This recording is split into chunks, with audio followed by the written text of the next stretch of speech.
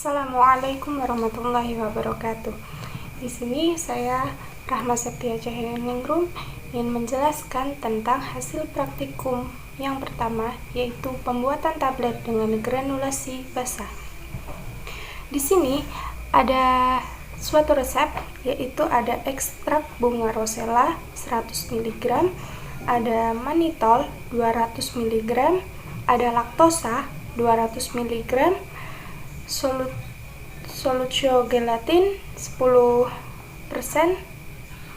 QS untuk mg stearatnya 5 mg. Di sini cara pembuatan dari granulasi basah sendiri ada kita menimbang bahan, lalu kita buat solucio gelatinnya yang 10%-nya itu sebagai pengikat, lalu di yang tahap kedua kita itu menyiapkan mortir. Untuk mortirnya itu kita masukkan ekstrak bunga rosellanya, lalu kita tambahkan dengan laktosa dan manitol. Untuk yang di dalam mortir itu kita tidak perlu menggunakan stamper untuk menggerusnya, jadi kita hanya menggunakan sudip atau bisa menggunakan solet. Lalu setelah homogen tercampur rata, kita tambahkan pengikatnya, yaitu solucio gelatin yang 10% tadi, sampai masa granulnya itu bisa dikempal gini. Nah, habis itu kita coba patahkan. Kalau sudah bisa terbentuk masa granul, lalu kita ayak dengan menggunakan ayakan nomor 20 mesh dengan mesh nomor 12 ya. Lalu habis itu kita taruh hasil ayakannya, kita letakkan di dalam nampannya kita lapisin kertas. Untuk cara perataannya kita harus meratakan dengan tipis sekali, biar tuh kalau di oven tuh biar merata.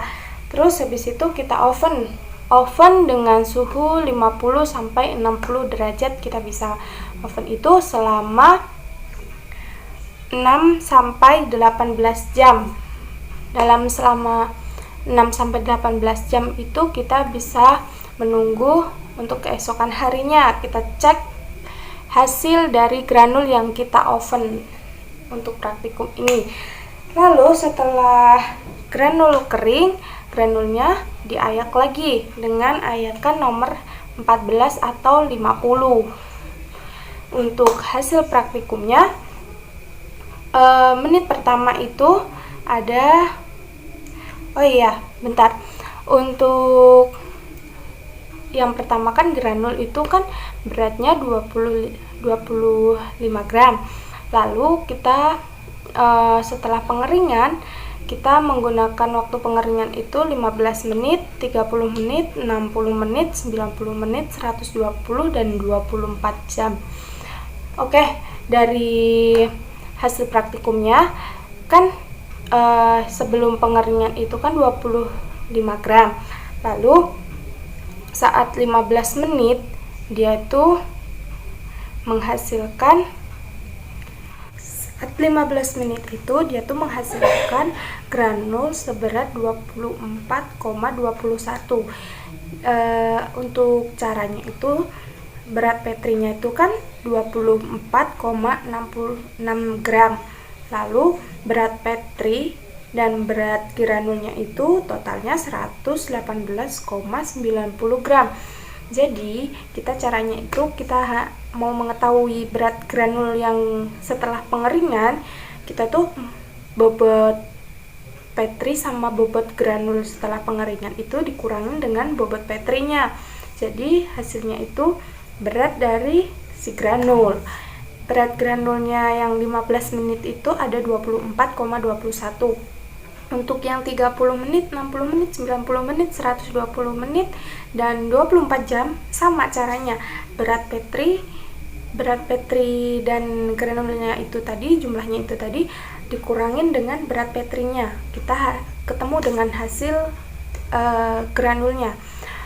Oke, untuk Saya ulangin, untuk hasil granul yang setelah pengeringan itu, yang di 15 menit itu ada 24,21 gram, itu granulnya. Lalu untuk 30 menit dia tuh ada 23,8 gram.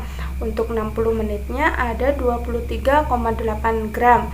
Untuk 90 menitnya itu ada 23,2 gram. Untuk 120 menitnya ada 22,2 gram. Dan untuk 24 jamnya itu 21,77. Kesimpulannya, semakin lama pengeringan, maka berat granul akan semakin menurun. Karena dari 15 menit ke 24 jam, dari 24,21 menjadi 21,77. Begitu. Cukup sekian hasil presentasi dari saya. Apabila ada kekurangan, saya mohon maaf. Wassalamualaikum warahmatullahi wabarakatuh.